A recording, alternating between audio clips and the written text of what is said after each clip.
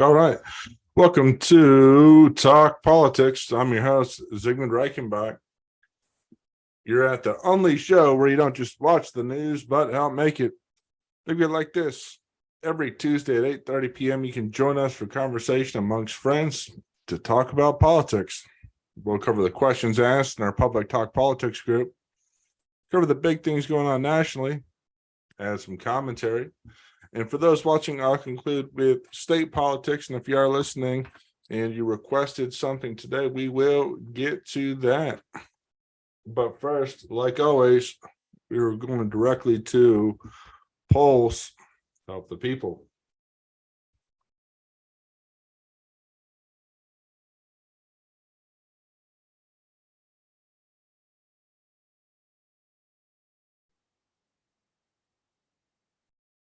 Hey, welcome to, again, Talk Politics. Just getting the pulse of the people out there and seeing what it is that they believe. Good to have you guys. If you are listening, make sure to subscribe to our YouTube channel. I'll drop that down in the comments here in a minute. But make sure to subscribe to the YouTube so that way you can stay notified of whenever the show goes live. Otherwise, you're not guaranteed to be able to, because Facebook may notify you, may not. So it's really up to you to subscribe to the YouTube or hit the notification on Facebook. But in the meantime, man, we're going to post to the people what it is that you guys are talking about in our public talk politics groups. Thank you guys for bringing it to 118 new members. But what I wanted to talk about, or what I wanted to ask, is if you were able to make the nation's policy for a day, and you could choose between one of two priorities, what would it be that you would choose? And accordingly, what we have here is most people would choose school choice for everyone over elimination of CRT in public schools. And a big part of the reason why I thought that's an important question to ask is because lawmakers, when they go back to session, ought to weigh the pros and cons of what it is that people actually support. And in this case, it's overwhelmingly or abundantly clear that people support school choice for everyone before they support elimination of CRT in public school. And what that really points to is that there's a greater desire, or there should be a greater desire, to work with even Democrats to get something like school choice done. Whereas the first option, by eliminating CRT in public schools, you're not going to get much Democrat support when you could choose to actually work on an issue where you're going to have school choice for all people. And our commenters here mostly agree. Our commenters say, well, yeah, absolutely, school choice for it, everyone. Another commenter mentioned, hey, school choice leaves behind CRT if you choose. And that's right. People should have a choice. If you guys don't like CRT, perhaps the best step isn't to ban it, but to find some kind of meaningful alternative for other people to choose if they don't like it, right? And school choice would enable that, as we're seeing in places like West Virginia that just launched their Hope Scholarship Program. Another commenter mentioned, there's a chicken and the egg problem. School choice, if the funding issues are fixed, CRT is more invasive than public schools because they're putting it in the teacher education program now. Well, maybe. I mean, yeah, certainly there is funding problems to school choice, but on the other hand, it's not abundantly clear that by banning CRT, that the overall educational problems are going to be addressed by people, right? Where if you have school choice, not only can you get away from CRT if that's a curriculum you don't like, you can actually have greater access to better teachers, right? And Jared mentioned school choice would eliminate CRT, and I think that's right too. So basically, the consensus is that school choice should be emphasized over the elimination of CRT in public schools. So hopefully that's something that you guys can take to your lawmakers and say, hey, listen, I've been talking with people and it seems like school choice for everyone is a better deal and a better point of emphasis than just eliminating CRT. At the end of the day, yeah, sure, CRT will get the headlines and it'll be a big conspiracy and people can grift on that and get famous. But if we're being honest with ourselves, most people want school choice before they want to eliminate CRT. The whole battle for curriculums would never have to be fought if people could just choose where it is that their kids go.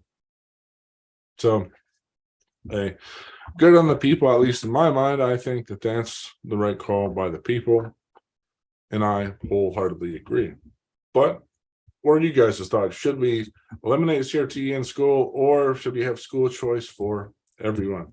Let me know in the comments there. And again, join the Public Talk Politics group so you can make your voice heard. I mean, I was just thinking about this. Really, there is no, we say that Facebook and Twitter are the public square for people to have conversation, but really nobody's really talking. They might talk, they might type up a few comments.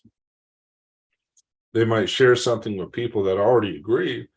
By participating in this group, you can have you can join a community where you can actually focus on conversations with people you know, and hey, we'll probably need like.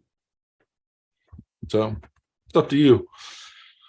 But the people, we're all about the people here, at least more so than what our government seems to be. And our friend Devin mentioned Joe Biden, Center at University of Pennsylvania, received millions of dollars of anonymous donations from China. Is he compromised? Well, that's certainly a topic on most people's mind, with China being such a big point of concern with most people. And what I asked Evan was, I said, okay, well, it is interesting if he is compromised, but how can we conclude foul play from Biden, University of Penn receiving funding from a Chinese agent or actor or person? Person's probably most accurate. How can we conclude that there's any kind of foul play when no investigation has really been launched into that, or we don't really have all the facts?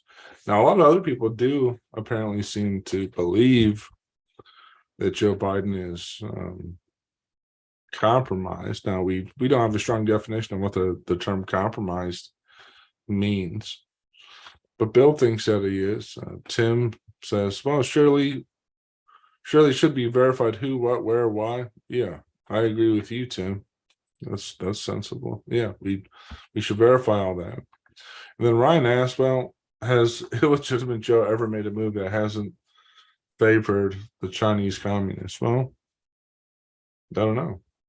I mean, are there politicians that are making moves that favor the Chinese communists? Do we have a good understanding of what it would mean to favor the Chinese communists? Because, for example, just doing more trade with China, that's not unequivocally clear that doing more trade with China would just be to support the Chinese Communist Party.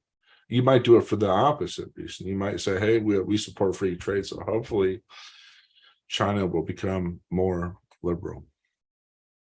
So, hey, some people are still out there believing Joe is compromised. I'm not sure. I don't know. And I don't know if we'll get that answer. I suspect maybe not, but we just don't know.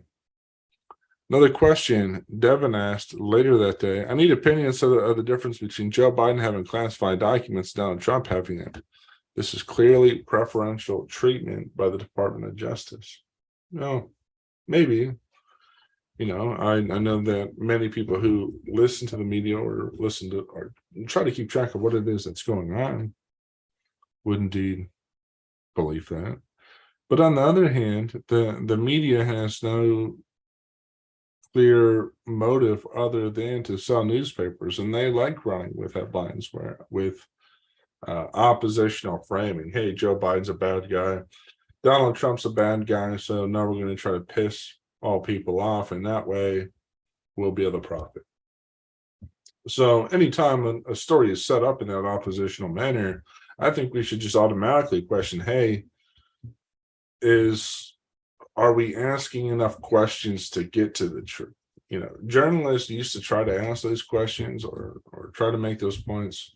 Sometimes they do. There's some independent commentators out there, but a lot of times they don't. And as I said, to Devin, I said, well, I think the truth is probably somewhere close to the middle. From what I gather, it's probable all presidents have such documents somewhere.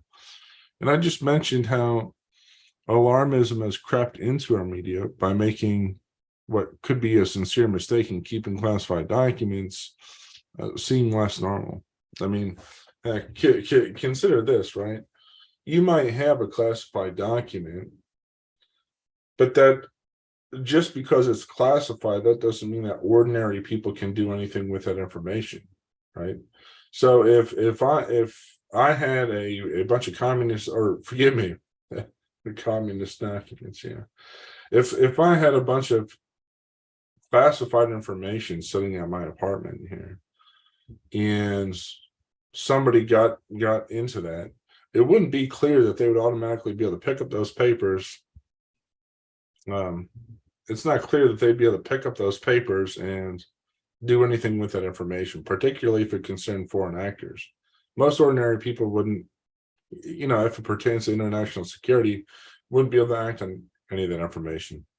But also, the other point that I wanted to make is that because of the Freedom of Information Act, at least to my understanding, since then, it would seem to reason that there's going to be a perverse incentive to classify more information than what's actually necessary, so the government releases less info, right? So the government might classify all kinds of documents that don't really need to be classified and people don't care about. And that's just to stop it from people issuing those FOIA requests. So there's already an incentive for the government to classify more information than what actually needs to be classified.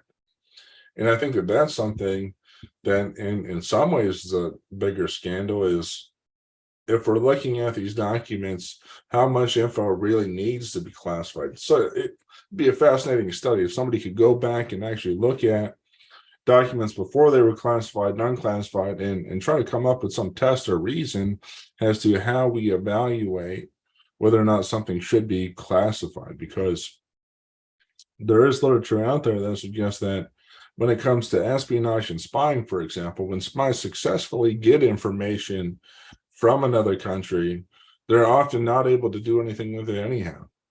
So then it fundamentally makes no difference. So if you can't do anything with information that you're stealing, why should we automatically assume that somebody is going to be able to do anything with the classified information either that Trump has or Biden has? So I just wanted to point that out. But Tim mentioned, why do people need documents? There are deeper issues. Is a national security threat in the wrong hands? Top secret surely requires safe storage. After all, the wrong hands mean severe consequences for our country. Do we not agree that our country comes first? Security needs to be maintained at all levels. Just my 2 cents. Well, it's a good point, Tim. But again, and I don't think at this point we can presume that anything that the government claims is top secret really needs to be top secret. They don't have any incentive to really be sincere about it. I mean, if it was labeled top secret, that would seem to even just paint a target for something to be hacked to start with, right? So I don't think that we can just automatically jump to that. Now, Monica and Devin get into the conversation here, and basically trying to figure out if there's a difference because Biden's vice president or because Trump was president, that they're trying to figure out, well, is there a legal distinction there that matters? And to my knowledge, I don't know. I don't know. I did listen to a podcast on it called it's by Richard Epstein, the Libertarian podcast. And he didn't necessarily clarify the picture either way. Basically, what he said was, if these documents were found with Biden, then it weakens their case to prosecute Trump. It certainly does. So that's really, I think, the practical impact. And so this just illustrates the broader point that I've been making for a long time, is that the media, is sending people on a goose chase to nowhere or nothing. to really stop people from scrutinizing what it is that the government is doing in other matters that they actually can control, at least in my estimation. Betsy mentions both are wrong, and Ryan points to the classification under the Presidential Records Act and suggests that everybody has to abide by that, and Joe Biden would be in jail if justice was equal in America. Well, maybe, it's, I don't know.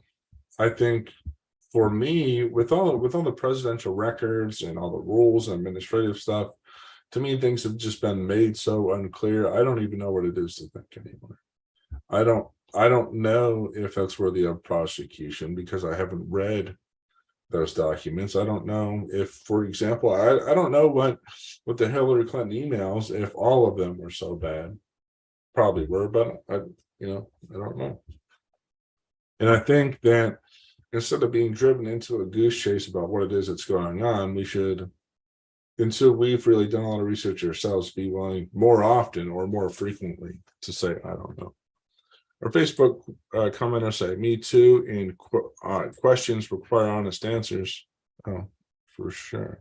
But sometimes even being honest isn't as clear as it should be. People misremember things all the time or have false memories, and that's a fact.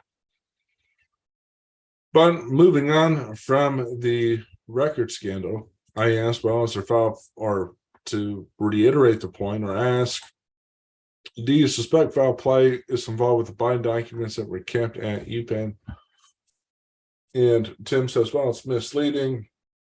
Another mentions, well, of course, Biden is a criminal. Of course I do. I suspect foul play is a common daily occurrence within the government.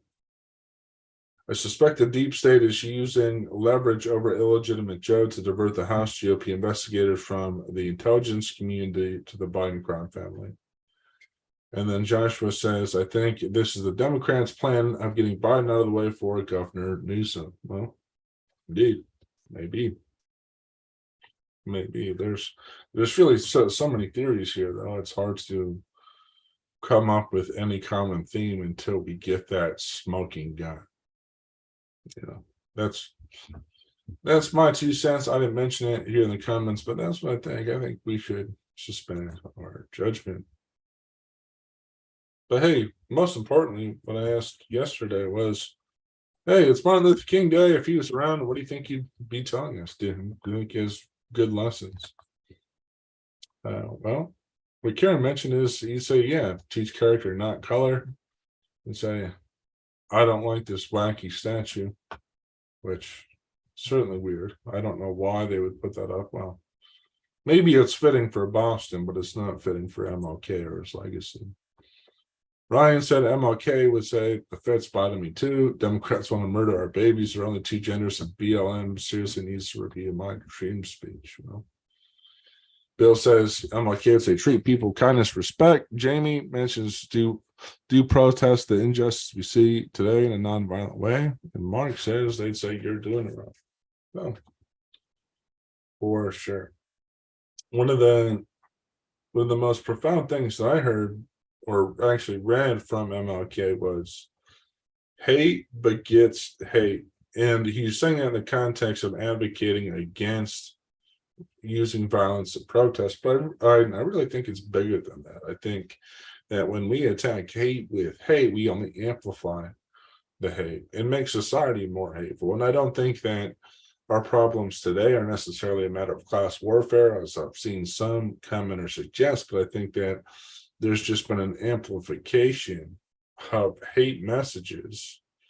And hey, I mean, some of this is stuff that ordinary people didn't know or didn't scrutinize in the past, but it's become the case that there's a perverse incentive to peddle hate instead of peddling analysis or real thought.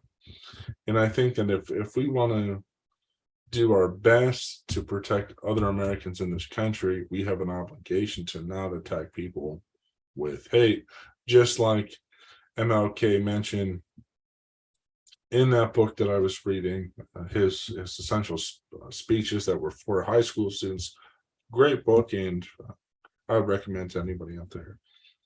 But he basically mentioned an old principle that, you should hate the sin, but not the sinner, or you should hate what somebody is doing, maybe, or dislike what they're doing, but not dislike the person.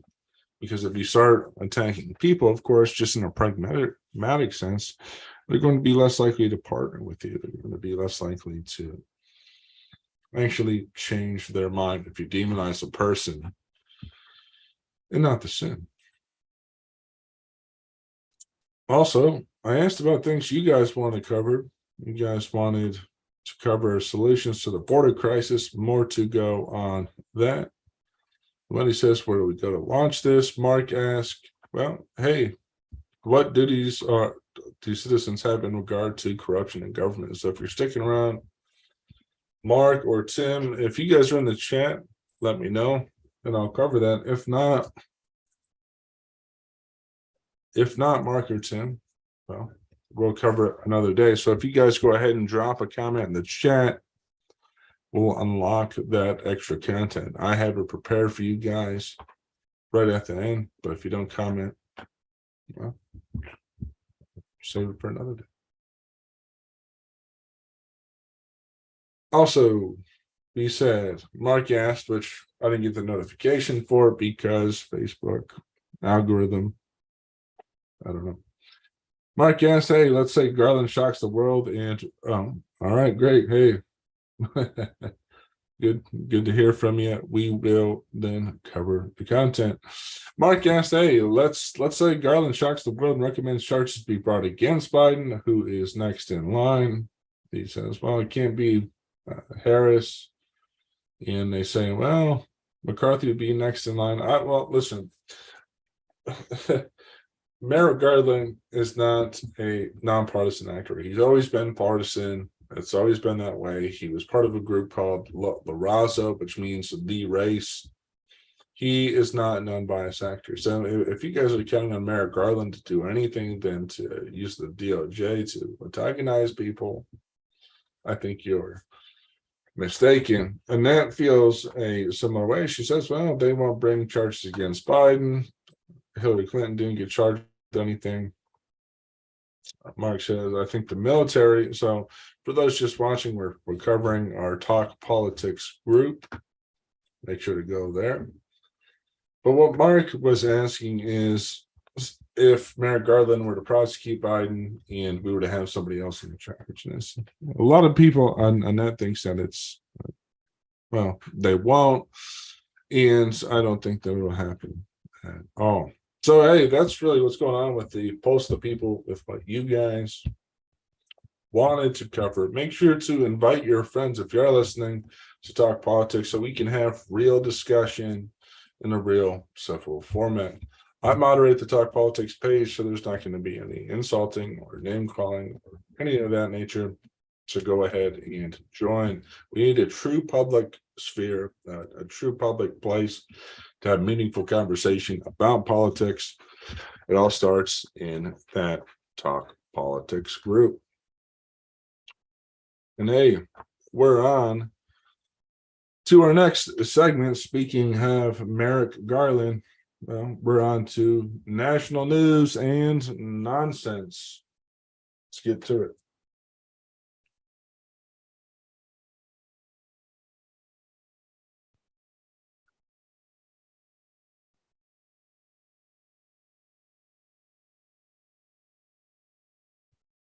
National news and nonsense.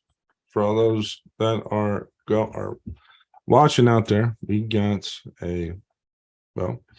there's a lot of stuff going on in the national media that I wanted to cover with national news and nonsense. So many wacky things going on out there. We gotta keep trying to figure out what the heck is going on. Speaking of national news and nonsense, somebody at Tulane was actually investigated for merely just asking, or merely just suggesting that, hey, Kanye West shouldn't automatically be canceled. And it was actually on a blog, a blog for people to disagree. So people are saying things intentionally to disagree at Tulane University. They're inviting people to disagree in a blog called Gen Z Dissidents. And when they do, when they write, well, yeah, he did nothing wrong, then the Office of Student Conduct starts investigating citizens like it's some kind of Stalinist regime. Okay, and it says Tulane strongly condemns all anti-Semitism, all blackness, and all forms of bias and discrimination, yada yada yada, so on and so forth. And they go on and say that, okay, and yet obviously they have a bias against a person who asked the question to start with. So we have at least one organization called FIRE that's standing up against Tulane University, which Tulane itself says committed to an environment in which a variety of ideas can be freely expressed and critically examined. So that seems to imply a connection to the First Amendment, even if they're privately ran. And yet Tulane has not let up. In fact, according to FIRE, Tulane's investigation alone violates the university's commitment to freedom of expression. So what they're trying to do is, oh, you guys have this blog that says, well, you're trying to be dissidents and you're trying to come up with radical points of view, but we don't want that and we're going to intimidate you because of politics. And that's not right. I mean, thank goodness we have institutions like FIRE that are doing, taking action against this nonsense. But I just wanted to point this out as a big instance of universities not doing, not being bastions of free speech. If there is nonsense, it's most definitely this, for sure. Speaking of more nonsense and national news, we got a new piece from Responsible Statecraft and George Beebe. Again, thank you guys all for joining. If you haven't, subscribe to the YouTube channel so that way you can get notified. We're in our national news and nonsense segment, and we're talking about how to lay the foundations for a settlement in Ukraine. Basically, once the gentleman's point is that because the West has already supported Ukraine so much, Putin should know by now, according to any sort of common sense, that he's not going to be able to take back Ukraine. And so as a result, what we should do is we should be sitting down and talking both with Russia and Ukraine to settle this ongoing war. In the ongoing war, it's important to know a lot of this could have been avoided if Bill Clinton would have made Russia into a free market economy instead of a anti-market enemy. It could have been avoided by not expanding NATO. And it's also important because the longer this war goes on, the more China will trade with places like Russia, and the more it'll be demonized by the West, further pushing them into a destructive alliance with people that we claim are our enemies. And so really, again, as I mentioned, Putin should recognize by now they cannot win a war maneuver in Ukraine, but we have to have, United States leaders have to have the humility to know that everyone has valid security interests at stake.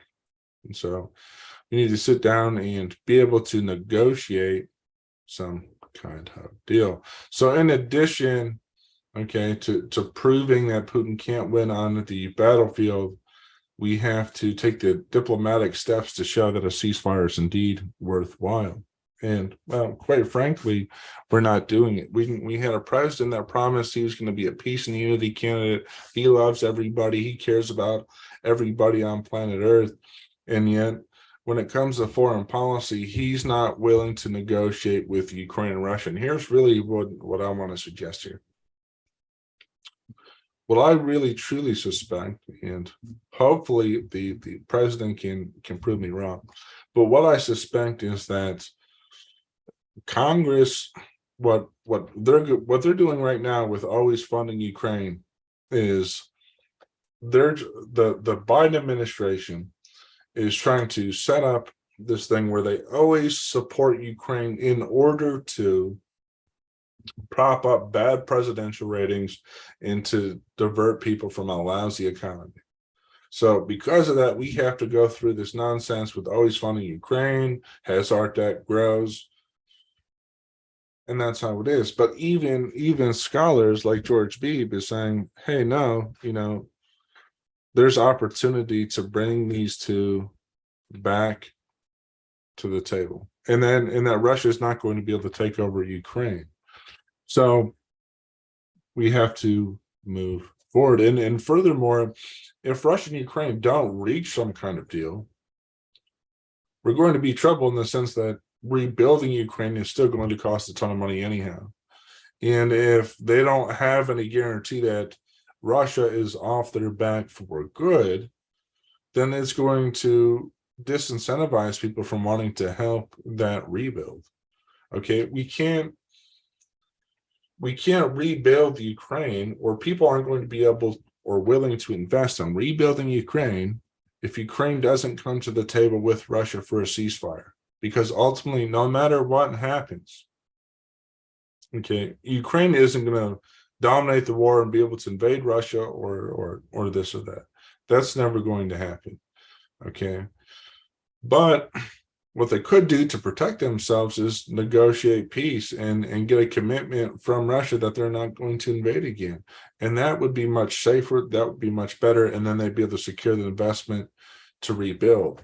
But if this is about something other than stopping Russia, then everybody's going to be made worse off here. And we need an adult in the room to be able to come out and say that this prolonged war isn't good for anybody. People don't want to pay taxes for this. People don't want the U.S. to spend for this. We're talking about reaching the debt ceiling, and yet we have to ship dollars over it. Okay, an endless amount of money, seemingly endless, a substantial amount to Ukraine, while Social Security is going to end for people, while people are suffering from mass student loan debt. Really, at the end of the day, it's all nonsense. But I'm interested in you guys. It looks like we got some more people join. And hey, man, we're happy to have you.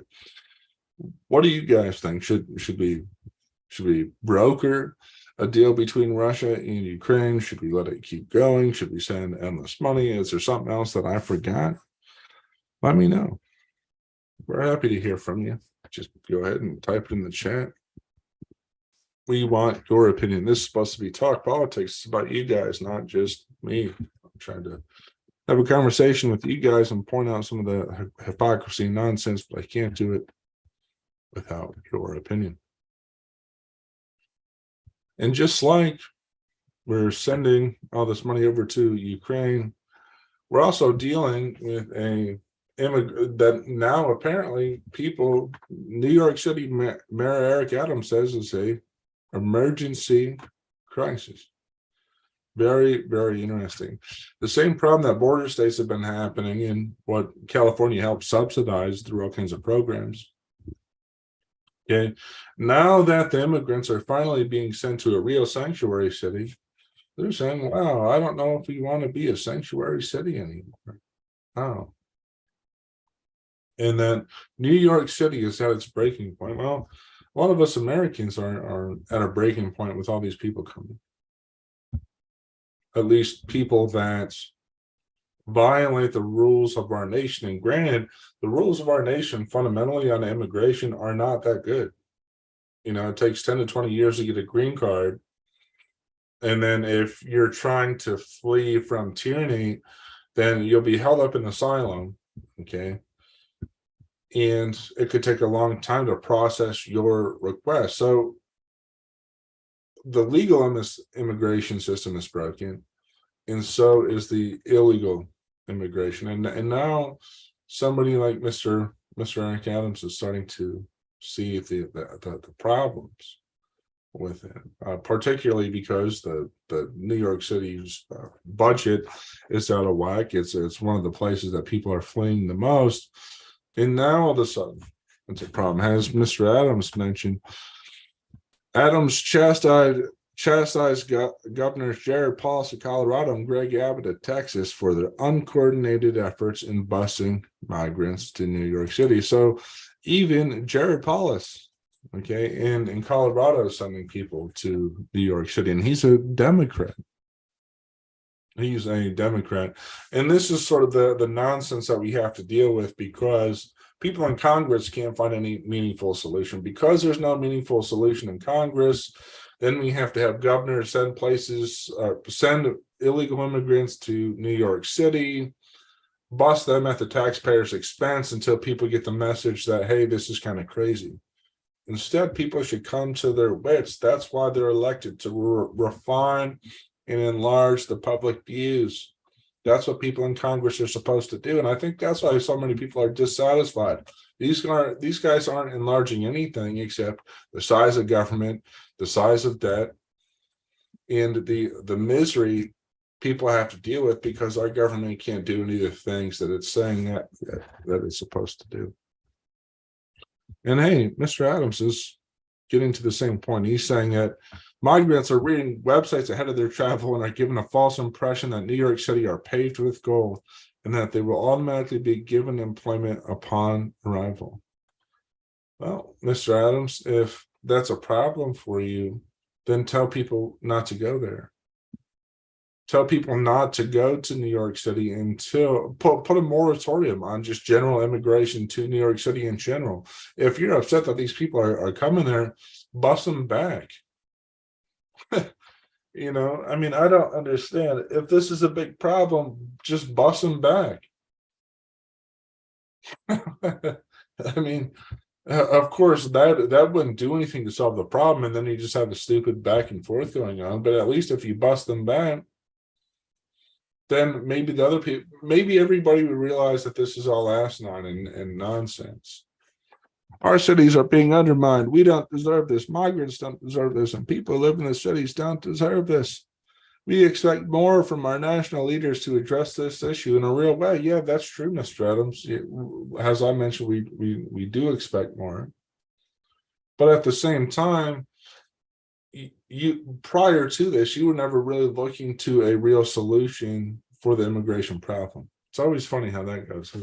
When the shoe is on the other foot, that's when the government has to step in. That's when we need action. Now. Well, sometimes it doesn't always happen, but hopefully he'll advocate for something more sensible, and we will cover a solution to the border crisis. At least one solution that I think is a good solution, and I personally would support later tonight. And meanwhile, hey, speaking of what I think is nonsense, you guys, if you want, go ahead and tell me if I'm wrong. See, my general opinion here is that I don't think that China is a threat in the same way that other people do. If China is a threat, it's an economic threat. And it's an economic threat because it can partner with other nearby nations like Russia and India to create a bloc that together could do much more damage globally than what they could do if they weren't together, right? So I don't think China is a problem in the same way. It's certainly not it's not totally an economic problem, because they're going to face real problems in their economy sooner or later. They have an aging population that's going to be very hard to deal with fundamentally for a number of different reasons. They're most definitely not a military threat because they don't have any experience in war. They have old equipment. And no matter how much IP they steal from the U.S., they're still not going to be able to wield those weapons effectively. There are some weapons, for example, that say, hey, it takes months to be able to operate a piece of particular military equipment. So even if China steals technology secrets, and that's bad and I condemn that, it's not like they're going to know what to do with it. But likewise, you know, Youngkin is fanning the flames on China, as I think a lot of politicians are. They're fanning the flames almost to agitate a military conflict with China that I think that could be avoided if we were more committed to growing our economy. if we had a stronger economy in the United States, then we could negotiate some allies away from China to support more of the things that we favor. But our economy is weak and our bargaining power is declining because, hey, we just take out endless debt, or we starve Venezuelans through sanctions, or we have a top ambassador, a top diplomat in the United States saying, well, if we have to starve 500,000 Iranian children, that's okay. Well, other nations are waking up to our hypocrisy. And here, Glenn Youngkin, in my mind, is saying, well, we're not going to let a battery plant exist in Virginia from Ford Motor Company because one company that partners with Ford may is related to a Chinese battery manufacturer. So, hey, now, go ahead. Well, no, that's true. We got we do got comments, and our comments say the immigration is being caused by what? The people are fleeing drug lords taking over the country. That's largely true. And when individual citizens are fleeing drug lords that are taking over the country, then we don't have the administrative capacity to figure out if those threats are credible or not. We don't have the administrators to process those cases quickly, and that's a problem. And that said, hello, sorry, I wasn't sure I'd be able to join. Sorry, no mic, but would be hard to talk about. And that you can always type in the chat. We're happy to hear from you. But like I was saying, there's a little bit of alarmism going on, and Youngkin's saying, well, we can't have a battery plant come to Virginia because it shared some technology with the Chinese government. Well, so, I mean, just sharing technology. No, I get it. Just sharing technology with the Chinese government in and of itself doesn't mean that they're automatically going to use it towards evil means. And really has the article mentions, or the author here at Reason mentions, Youngkin's decision feels like good old economic protectionism that favors domestic companies over foreign firms, no matter how much it costs us. And I understand that manufacturing, yeah, that's largely true. Yeah. But my point being is that you have politicians that are sounding the alarm on China, and they say, well, we have to make more things in America. But the fact of the matter is that not like batteries aren't going to be made here in America. Like if a firm that shares technology with China isn't going to make batteries in Virginia, then they're going to make them somewhere else, some other way.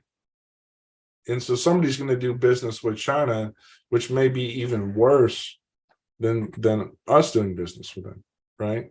And then that would therefore draw these superpowers with, or forgive me, just even middle powers or weaker powers with authoritarian interests together, right? And so if we're not doing business internationally, even if we're doing business with bad places, which isn't ideal, at least we can then leverage that over them to maybe convince them to stop being bad, or maybe we can set up some kind of treaty. But we can't do it if we categorically reject doing any business with them and then pretend that we're going to start building things here in America. That's not going to happen. We're just not going to start building things here tomorrow. Likewise, speaking of China, I wanted to go to this next story because, and the World Economic Forum, China was reopening its doors with an investment pitch to the global elite, saying that after 3 years of lockdown, that they're going to be more willing to do business. And actually, his speech mentioned strengthening international cooperation and maintaining world peace 11 times. So I haven't, yep, I will send these. I'll put the link. I'll put one link in, and then if you're interested in that, I'll just send the. I'll create show notes that I'll send over to you guys, and you guys can look at that. But he's saying that he wants to strengthen international cooperation and maintaining world peace. And this is one of the interesting dynamics to observe globally. You have China saying that they want to strengthen international cooperation and maintain world peace, and yet our top leaders are saying the opposite. Our top leaders are saying we have to support a proxy war with Russia. They're saying they're supporting well, sanctions that starve other people, starve Venezuelans. Heck, our own president, I guess in Venezuela, there was a dispute about the presidential election there. And one guy who lost was pretending that he was president over there. And our government supported a guy in Venezuela who was pretending to be president. Right? That's a problem. That is a problem. So what you see is that China says that it wants peace. We're not negotiating peace globally. In fact, in some ways, we're making the conflict worse in Russia and Ukraine. And I think that what you can infer from this is you're going to see more countries be willing to partner with China because China's saying, well, we want world peace and we want investment, versus with the United States that says that we don't want anything to do with foreign countries. We don't want to remove our military from foreign countries. We want to starve people through sanctions. Oh, yeah, yes. They, in some ways, in that I agree with you. There is maneuvers next to Taiwan for sure. And that's not totally attempting to maintain world peace. But what China is saying, for example, to my knowledge and from what I understand, and I'm happy if you guys can conclusively prove me wrong, but what China is saying is that unlike the United States, we're not having military bases all over the place. We're not putting sanctions on other countries that are starving people. And we're investing in places like Africa to help those people be more prosperous. In return, we'd be happy if you guys invested in us, particularly because we're going to have so many aging people and a growing economy. So we need your guys' help. That's at least what they're saying publicly, right? Of course, some of their actions undermine that, but I think internationally, you'll see, you would hear a lot of other diplomats in foreign countries saying the United States isn't even going for world peace, and everything that the United States says, they do the opposite, or they undermine. Well, yeah, right. But that's they do, yeah. Some countries, yes, they hoard raw materials from other countries, but on the other hand, they're not like outwardly being aggressive. They're not saying that we need war with other countries, right? And now, listen, I'm not trying to totally justify China. I'm just merely trying to suggest that you're going to have this international dichotomy between China at least saying it's for peace and trying to partner with other economies to help everybody grow and have mutual economic benefit. And the United States is saying, we're going to sanction other countries we don't like. We're only going to primarily partner with Europe. And we're going to go to war with anybody who disagrees with us, either through sanctions or through military force or through funding a proxy war. Yes, right. China does want to be number one. And that's a valid point. But here, yeah, I mean, but here in the United States, see, our leaders don't even have the ambition to be number one economically. In fact, they want to be number one in terms of military might. That's why the defense spending is always increasing, even though the Pentagon can't account for it. Right? That's not being serious about our economy. If they were, why isn't the Pentagon being held accountable for all this lost money? I mean, that's a serious issue. We're losing money daily to the Pentagon. Pentagon has no clue where that money is, right? So, well, yeah, I mean, yeah, right. I don't think American leaders want to be number one or to secure the most prosperous society that ever lived, not only for us, but other international countries. But I mean, at least China's trying to focus on its economy by bringing international investment in. Sure, there's stuff that they could do internally, but at least they're trying to get people to invest in them. You will never hear Joe Biden say, I want other countries to invest in us. You will never hear him say, we need to find a way to be more prosperous financially, and I'm going to do it through tax cuts, or I'm going to make us more competitive on the international stage by limiting spending here in the US. You won't hear politicians say that fundamentally. And so if ultimately there is some kind of Cold War going on with China, then what we're going to see is maybe us losing because we're not focused on our economy, but focused on military might and deficit spending. Likewise, I just want to pivot over to the economy. I had some other things that I was going to address, but looks like our time is indeed running a little short, and I do want to make sure for the sake of the other people that I'm able to get to the content that I promised them. But so we had this big dispute about lawmakers in the House GOP fighting for who's going to be the speaker and how they're going to issue spending cuts. And has this gentleman, Brian Riedel, he's an academic. He used to be a chief economist with Senator Portman, and he used to do the think tank scene. He writes a lot of good, informative stuff. What he was saying is that back in 2018, the GOP promised to cut over 6.5 trillion over a decade, and then the next day, they voted down a $1 billion recession bill because of 16 million in cuts. And then they also passed a farm bill, and then they got rid of spending caps. So what he's saying is you have the GOP, they'll go for budget gimmicks. They will talk about spending cuts, but really they'll support big spending when a Republican president is in. And then when that president's out, there's a backlash against spending. Then they'll try to implement some kind of gimmick, or they'll pass a big farm bill. And hey, nobody notices apparently.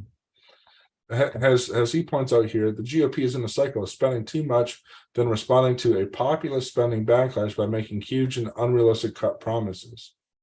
So he's suggesting that, hey, if Republicans are going to actually spend less, then they need to not have any gimmicks and put something reasonable that can actually be done. It may not be the case that what was promised that they will actually be able to get done. So that's that for national news and nonsense. It would be nonsense if we don't have a solution to our crazy budget. Yeah, it does have a spending problem. And we're going to go through some hysteria with the debt ceiling. That if it's not addressed, we're going to have all kinds of crazy stuff. And what they're saying, so basically what the news is lobbying against is Republicans trying to get a big spending plan done, or a big cut in spending. The media is saying, well, if they do that, everything's going to go bad, everything's going to go wrong, and we can't let Republicans get their spending cut because a threat looms and there's only rough plans, and how bad would it be if we hit the debt ceiling, and what would happen to credit? So they're painting all these apocalyptic scenarios without really trying to explain what the other side's for. And what the other side is for is, some sort of accountability, not just spending cuts, but modernizing things. Social Security is not modern by any stretch of the imagination. It's the least modern thing. You have people paying in that are never going to get the money, only for it to go out to people who are already retired and have pensions and 401ks and on this other stuff. So, hey, it's wacky. And normally in this next segment, though, in commentary, I normally do commentary, and I normally do state news. And heck, I may still do those things if you guys are here rocking with us. But what I did want to get to is two people made a request, and I don't want to keep them out too long. What they wanted to talk about was solutions to the border crisis. And I think that this right here, the Bipartisan Border Solution Act of 2021, is indeed a solution, or more of a step in the right direction. And so what the bill would do is that it would make sure that there's regional processing centers to process immigration requests and to better keep track of what's going on. So if you have these centers there, if you have regional processing centers, when people come in, you can then identify them. But it's hard to identify people with a wall. Like the downfall of a wall is that the wall doesn't identify anybody. If it does, it mostly only identifies people who are able to cross it or go around it.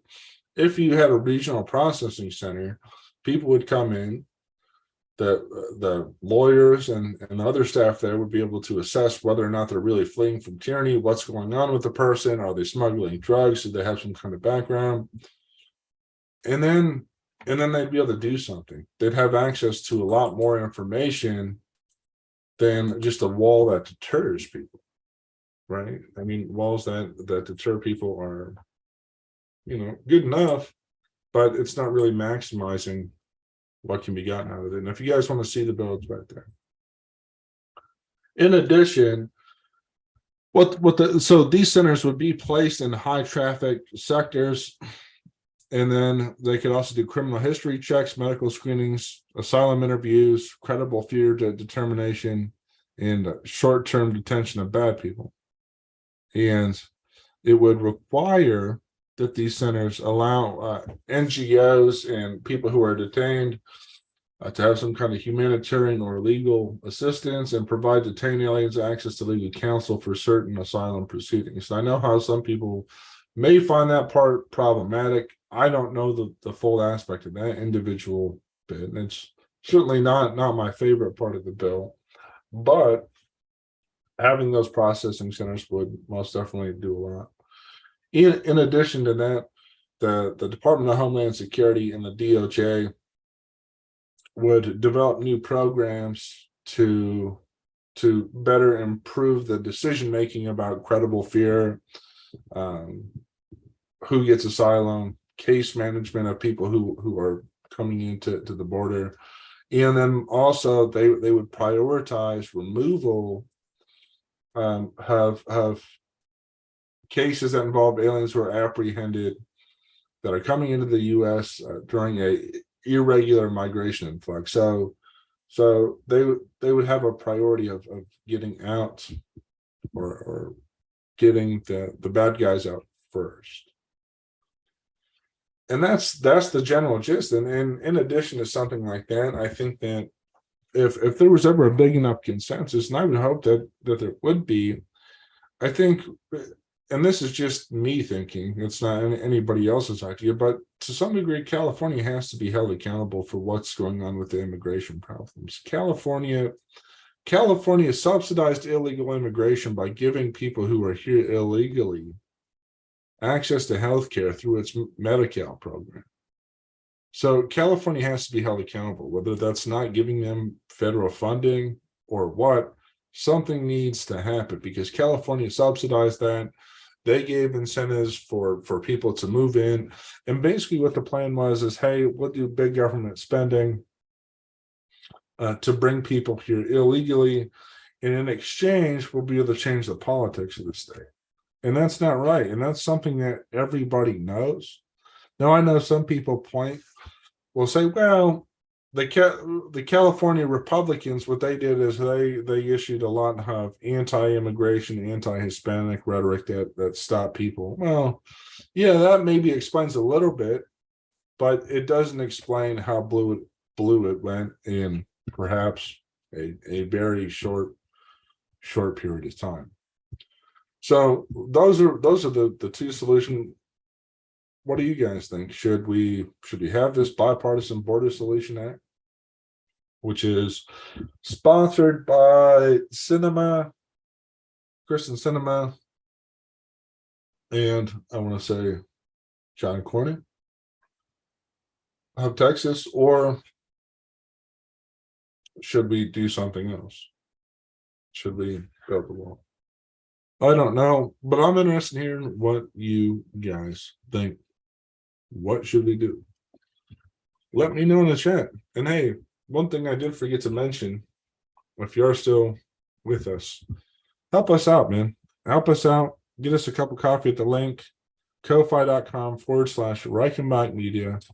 You can get us a cup of coffee. Help us keep the lights on for the show.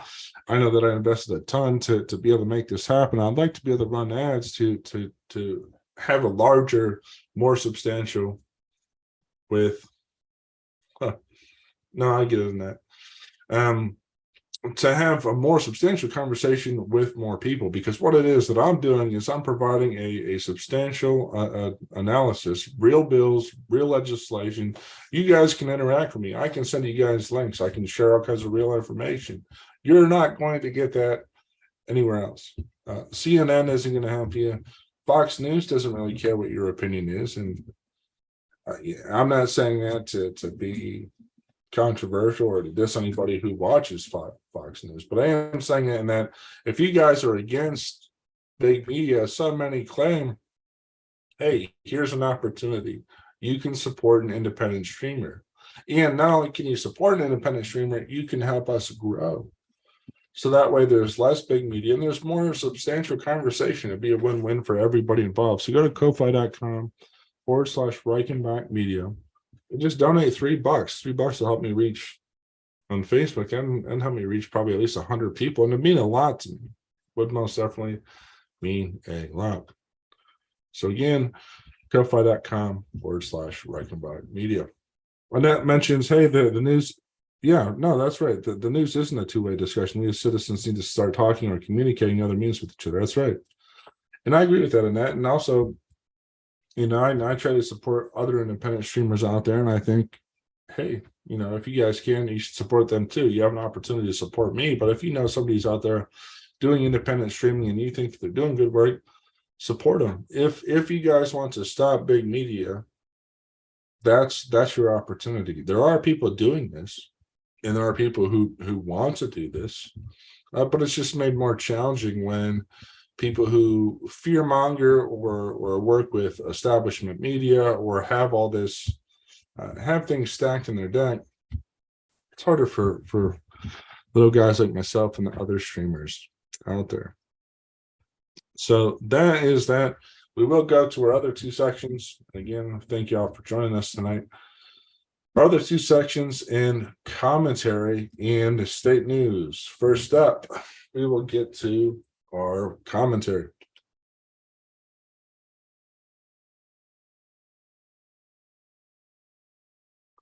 Commentary for tonight is about green energy. In fact, green energy isn't about green energy at all, whether or not there's fossil fuel emissions, whether or not a million plants prosper.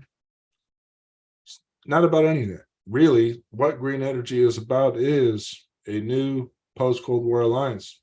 And basically what the plan is, hey, we'll have the United States move to green energy, and the EU has already moved to green energy.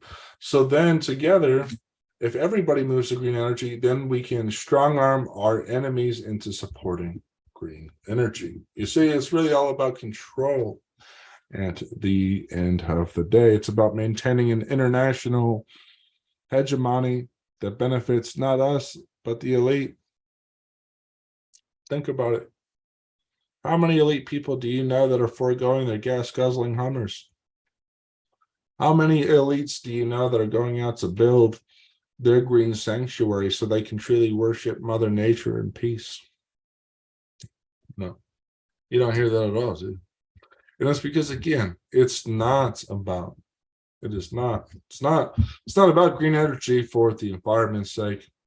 It's about green energy for the elite's sake. I mean, after all, why does the U.S. support the EU so much? After all, the EU, most of those countries in it don't pay for their military, and yet we still consider them an ally. To me, the only reasonable conclusion is It's about maintaining global hegemony. In fact, by partnering with the EU to spread this green energy agenda across the globe, these elites believe that the post-World Cold War consensus of the United States and the EU can once again reign supreme. And that's it. Reign supreme. And that's not prioritizing our freedom, but the elites' freedom. So hey, if you're listening, green energy is about control.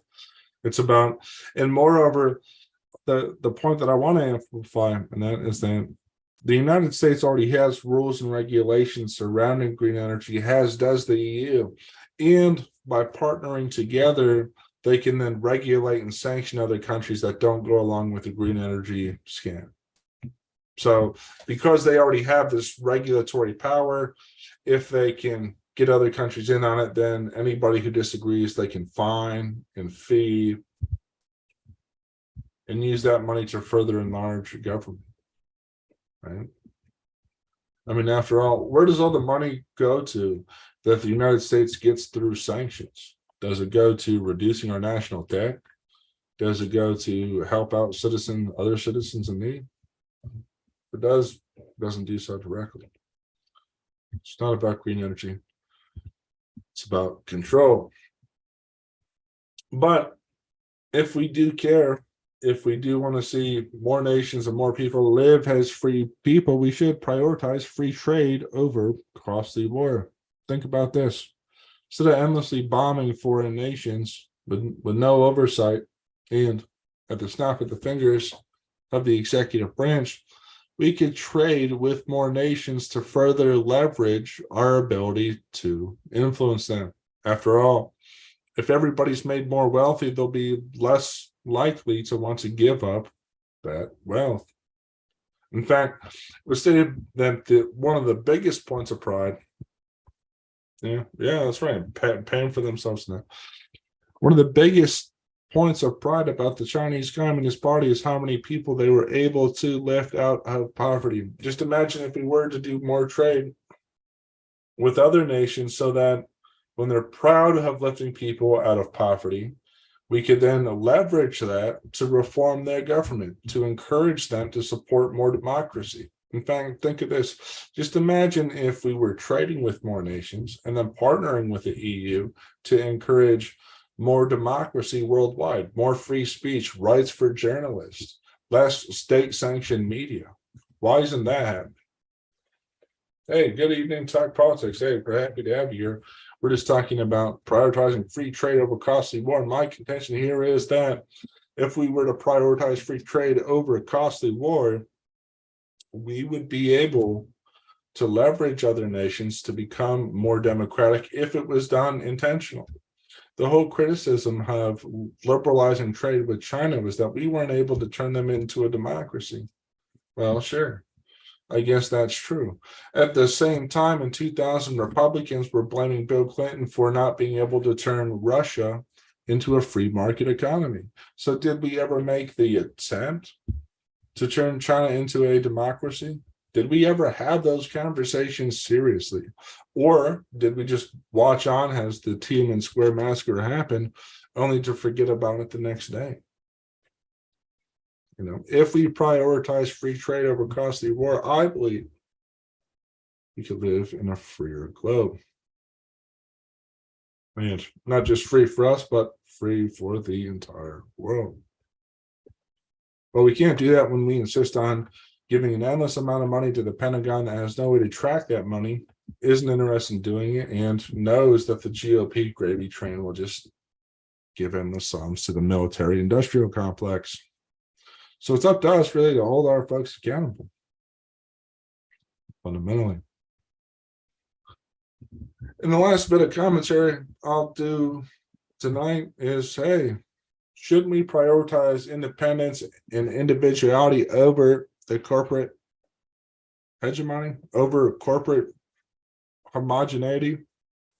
And we could do that. We could prioritize independence and individuality by supporting our favorite content creators. Think about this. Imagine if there were thousands of content creators worldwide that were hosting conversations like these with people in their community would be hard to conclude at that point that we would be in the same political uncivil turmoil we're facing here domestically, right? If everybody had their own stream, or if more people or thousands of people had their own stream that was privately backed by the people that they care about, we wouldn't have culture wars. We'd have cultural conversations with people we care about and love. And you can now prioritize independence and individuality over corporate homogeneity by helping us out. Ko-fi.com/Breaking Media. You can help if you want to. And hey, that's our commentary for tonight. We are going to state politics.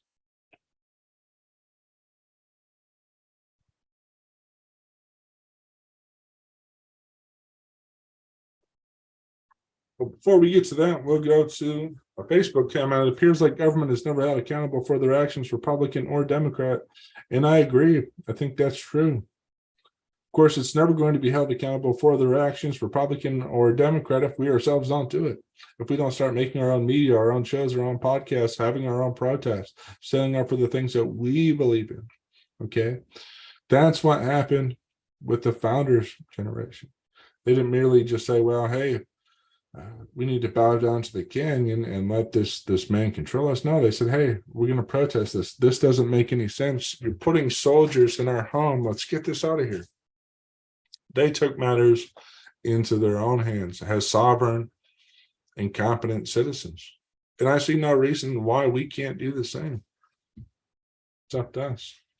In fact, one thing that we can't hold accountable in state news is the Mark Rossi Speaker of the House saga. For those who don't know or happened to miss last week, Mark Rossi is the independent, or forgive me, Democrat who posed as an independent to get Republicans to vote for him. So the Speaker of the House was totally elected by a substantial, I say 16 Republicans to be Speaker of the House. And that's substantial because as a result, he's the one who passes the rules. The rules have to be passed before they can actually legislate. So we have this gentleman who says, well, I'm a big independent. I'm going to switch from Democrat to independent. I believe we can come together. Let's do this. And they tried to. And yet what happened was people came to the state house for a session that he called, only to have him send them back home to start all over again by creating a new, allegedly working group. Apparently, he has a bipartisan group that's starting to come together to try and work on these rules. Well, isn't that weird? Isn't that weird that he's saying that now? Or is he just waiting until February 7th when Democrats will probably have the majority in the House? I think the latter is the case, and this alleged independent is really just a cover for the Democrat consensus. But so some say that he's stalling, so that way Republicans can't get a constitutional amendment that would stop child sexual abuse. So the whole reason why Mr. Rossi was elected was because Republicans said, we will vote for you if you run a constitutional amendment that stops child sex abuse on children. Well, that was already supposed to happen. The reason it didn't happen was because of the incompetent Miss Kathy Bachvar, who stepped down because she didn't publish the constitutional amendment. So we have Republicans backtracking, trying to get a constitutional amendment that was already supposed to pass so voters could vote on it. And now they're trying to make a deal for them. Isn't that something? Isn't that something? Republicans, in fact, it wasn't just Republicans, it was the Republican whip who whipped Republican votes for a Democrat speaker.